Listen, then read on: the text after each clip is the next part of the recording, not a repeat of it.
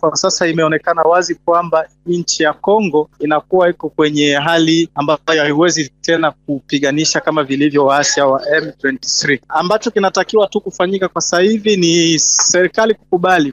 Wakati mazungumzo ya M23 na serikali yakitarajiwa Aprili 9 huko Doha, Qatar, Rais wa Jamhuri ya Kidemokrasia ya Kongo Felix Tshisekedi amekutana na kufanya mazungumzo na mshauri wa Rais wa Marekani Donald Trump, Masad Boulos.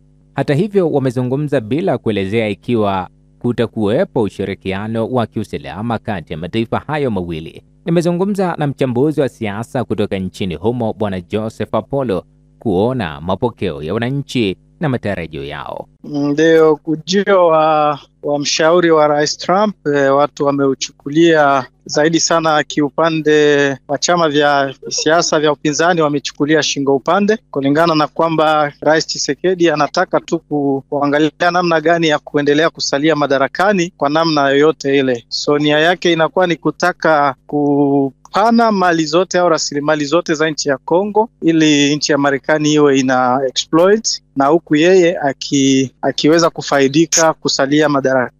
Na hilo ni swala ambalo alipokelewa kabisa na vyama vya siasa vya pinzani, na hakuna uhakikisho ya kwamba kweli kweli nchi ya Marekani inaweza ikachangia kama vilivyo kwa maendeleo ya nchi, hata kama watapewa hiyo fursa ya kuwa wanatumia rasilimali za nchi ya Kongo. So ni mojawapo au changamoto ambayo inaleta hisia kubwa katika jumuiya nzima ya Wakongomani kwa sasa hivi. Nafikiri wengi wanakuwa na shingo upande kwa sababu wanaona kama vile ni njia tu mojawapo ya Rais Tshisekedi kutaka kuendelea kusalia madarakani wakati ameshindwa kabisa kudhibiti swala la usalama mashariki mwa DRC. Sasa hao viongozi wa vyama vya upinzani wao wanasema nini? Wao wanahitaji zaidi sana mchakato wenye kuendeshwa na viongozi wa makanisa, yani makanisa za Kikatoliki na makanisa ya Kiprotestanti. Wanaona ya kwamba huo ndio mchakato ambao unaweza ukasaidia kwa sasa nchi ya DRC kuweza kukwamuka katika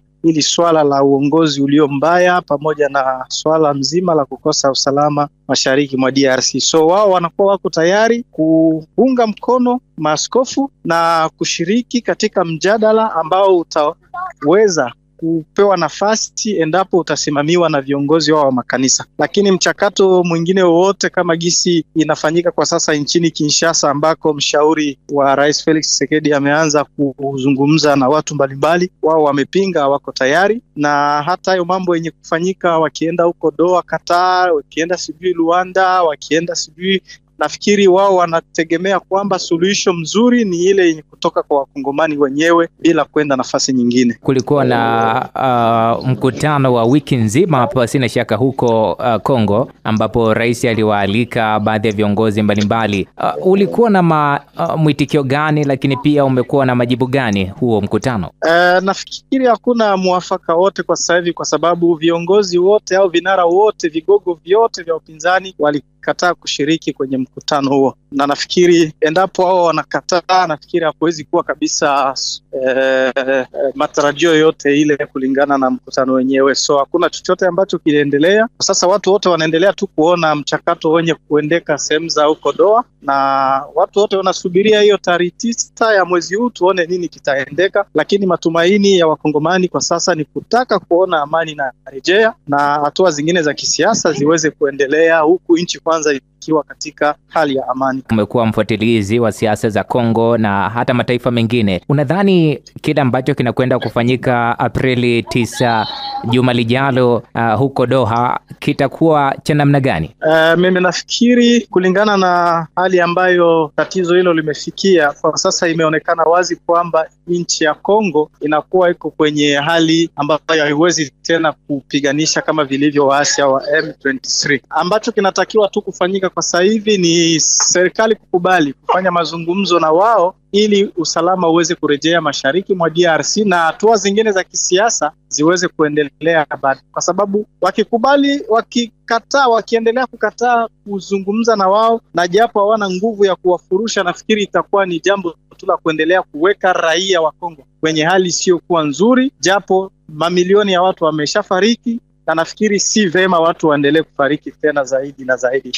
kinachotarajiwa ni kwamba wakae chini wazungumze, serikali ikubali kuzungumza nao na ikubali mapungufu yake, na baadaye michakato mingine ya kisiasa iweze kuendelea. Hiyo ndo ambao wakongomani wanataka kwa sasa, kwa sababu kila mkongomani ametambua wazi kwamba utawala wa Rais Felix Tshisekedi umeshindwa. Kwa hiyo ni lazima yeye aangalie namna gani atamaliza mambo yake, aende na wakongomani watajifunza nini kitatakiwa kufanya kwa ajili ya kuimarisha nchi ya Kongo baada ya kutoka madarakani.